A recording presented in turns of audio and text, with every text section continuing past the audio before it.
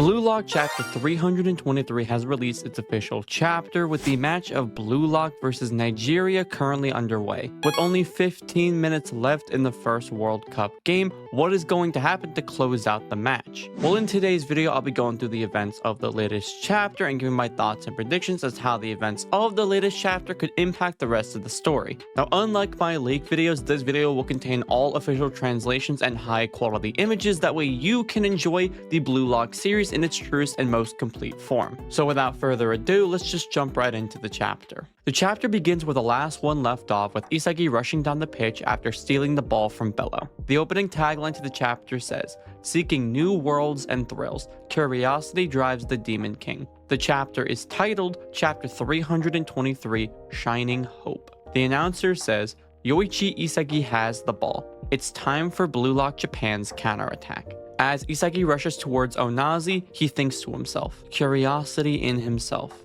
I wonder if I can live like you too. Isagi gets pressed by two Nigerian players as he makes a quick pass over to Bachira. Is that all you've got, Nigeria? If you want to be the world's best, then surpass BLUELOCK. Surpass my brain. We see Isagi shout as puzzle pieces of the Nigerian team swirl around him. Aiku talks to Isagi, who is shocked at his interruption, and they have a small dialogue. Careful with the taunts, Isagi-chan. Ego told us to keep them at 0. The morale was about to be decimated, so why are you pumping them up like that? I can turn it into data. This catches Aiku off guard as Isagi continues.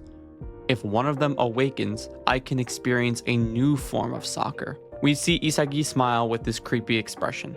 And if I can adapt to and stop that egoist, then BLUELOCK will evolve even further, right? Aiku is shocked by Isagi's wording. Just how greedy is this guy? Isagi then points out that there are only 5 minutes left in this match. Plus, even if they get a point, we'll still win. 5 minutes left. Do they awaken or do we adapt? Isagi begins to rush up the field, activating his metavision, leaving Aiku behind. I'll leave the backline to you, Captain. Aiku smiles. Are you testing me too, egoist? Roger. We cut up the field to Bachira, who has possession of the ball as the Nigerian team readies their defensive line. Cover the left side. Bachira looks over at Reo, hitting a heel lift over towards him. One more, Reopon. Nice lift pass, Bachira. However, as the pass reaches Reo, Obabone intercepts it, stopping their attack. That's the 3rd time you did that. Bachira is annoyed. Dang it. He saw through it? Second ball, Obabone screams. Karasu reacts too. You're too ordinary for that. Kuso then rushes in. No, that's what you are. Kuso slides in and snatches the ball from Karasu to begin Nigeria's counterattack. Onazi and Kuso interact. Nice, Kuso. Kuso begins an internal monologue. Onazi, you gave us hope to keep living, with our dream of winning the World Cup. Being with you was so fun. It was like a dream.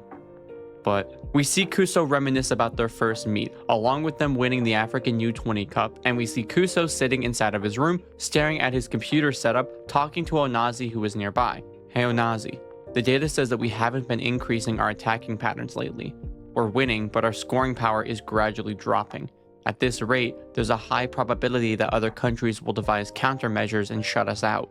We see Onazi sitting on a bed, as Kuso and him engage in a dialogue. So what if we stop making you the lone finisher and brought in a second player to help you out up front? Coach suggested that. But then, wouldn't you get less playtime, Kuso? Or Obo, or Bello? We see Kuso staring at some stat sheets of Bello and Obabonia. Well, we'll have to fight to play.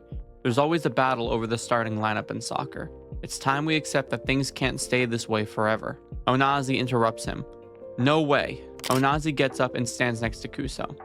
I don't want to play soccer if it's not with you guys. Onazi, I was so lonely and all you guys saved me. I want to repay you for becoming my family. I want to take you to the World Cup and win together. Onazi reflects on his time with Kuso, Bello, and Obabonia as kids, as well as their African U20 Cup victory.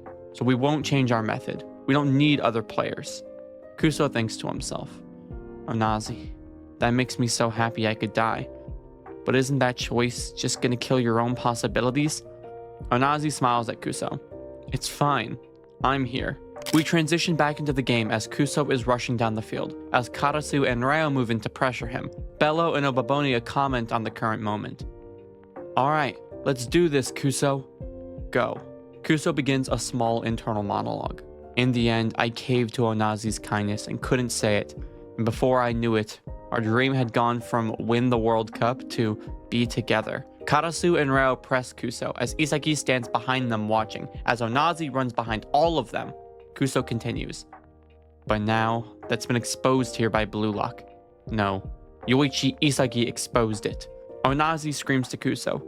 Pass, Kuso! Kuso continues. Here, at the hottest place in the world, you can't move forward unless you throw us away. Kuso begins to advance forward, responding to Onazi. As you wish, Onazi. Kuso continues his monologue. BLUELOCK brought to light the part of your ego that makes you fight for yourself, not us. Kuso begins to dribble, weaving around Karasu and Reo, rushing down the pitch. Chase after that curiosity in yourself. Raichi and Karasu comment on the play. Stop him! When did he get so sharp? Raichi then rushes over and collides with Kuso, slamming into his side to steal the ball or just stop him. Kuso concludes his monologue. Our family dream might end here, but even so, I want to see when you take on the world. This is my curiosity. Kuso, while pressured by Raichi, sends a killer pass down the field, flying past Audio in the process. On the final page of the chapter, we see the receiving end of the pass, as Onazi rushes towards the box, as Aiku is sitting in wait. The new egoist is here. To end off the chapter, Kuso screams to Onazi, with his ego flaring. My shining hope. Let me see you. Reach the world with this shot. The closing tagline to the chapter says, Captain Oliver Aiku versus Ace Luminous Onazi. The spread of curiosity weaves a future yet unseen. No break next week.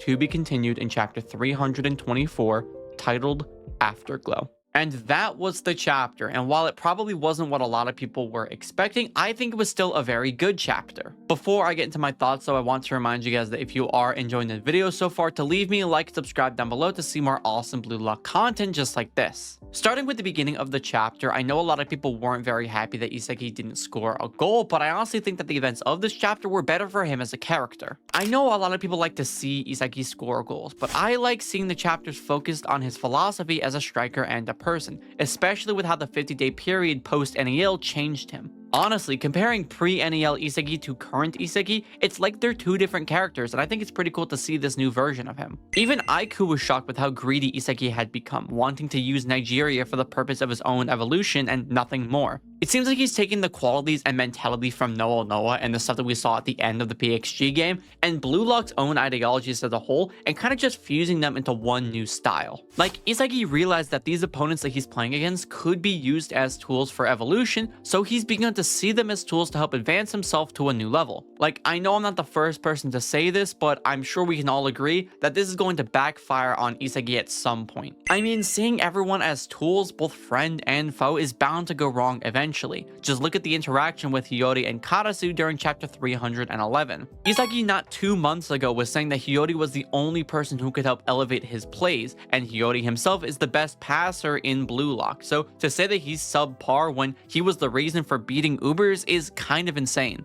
I have something else to mention about using other players, but I want to save that till the end of the video because it ties into my predictions going into the next chapter. The next point to talk about is Nigeria's plays against BLUELOCK here. I mean, Nigeria in the first half was getting their ass whooped by BLUELOCK, but now Kuso and Obabonia are actually handling them pretty well. I mean, Obabonia managed to block a pass from Bachira after failing to stop both Bachira and Ryo earlier, and Kuso managed to break past Karasu and Ryo, two of the players who caused him the most trouble in the earlier parts of the game. I love this aspect of the series showing how the psychology, philosophy, and just mentality of players can influence their styles and skill level to such a massive degree. Just a slight change of perspective can go such a long way, and I love how BLUELOCK really emulates that. It's kind of wild that we aren't really seeing anything from Bello though, and I have to say, he's definitely the weakest link on the team. I especially love how Kuso got the focus of the monologue here, explaining that even he realizes that this is the end of their old goals, basically gambling everything on this final pass to Onazi. It's a little odd to me that despite this massive gap in skill, I was really expecting Kuso to awaken Metavision during this game. Maybe I was just having too much hope for development or overestimating what they're capable of, but if Kuso were to awaken Metavision at any point during this match, it should have been right here. And since it was a no-show and we only have like 5 minutes left on the clock, and the next chapter is probably going to be the final play of the game, I doubt we're going to see him awaken this vision ability. But I do think one character will awaken some kind of eye ability. Because let's talk about it. Let me get into my predictions for the next chapter because I actually have a pretty big theory for you.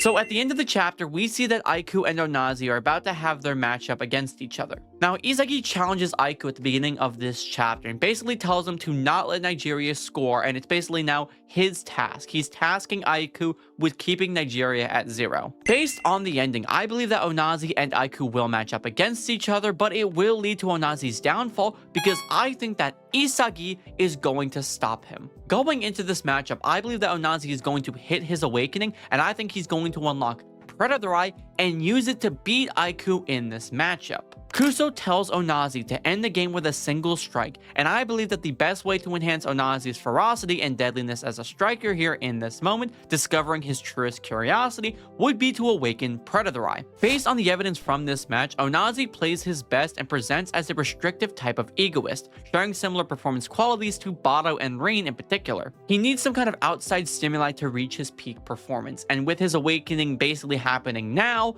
and him being the closest level to the other Blue Lockers, I think him awakening Predator Eye is definitely a good possibility. Now, him awakening Predator Eye is good in theory, but I think it's actually going to lead to his downfall because of the big issue that Predator Eye presents, that being the creation of tunnel vision. Predator Eye basically works by restricting your vision to hyperfixate on one specific thing, and by doing that, your peripheral vision gets essentially shut out. I believe that Onazi will beat Aiku here using Predator Eye, but because of Predator Eye creating tunnel vision, I think that's where Isagi is going to come in and stop him. Onazi is sparking an evolution here, and he wants to get better, and right now, he sees Aiku as his challenge, and by beating Aiku, he can reach a close level to Isagi, or an ego relative to Isagi. So once Onazi challenges Aiku, he will be so hyper fixated on beating Aiku that he will not see Isagi coming in to try and assist. And that is where the title of the next chapter ties in. Since the title of the next chapter is Afterglow, I found 2 ways that this title connects to my theory. Afterglow is basically the light that covers the sun as the sun sets. So when the sun goes down, the light that's essentially covering the sky, that is an afterglow. But it's also used to describe the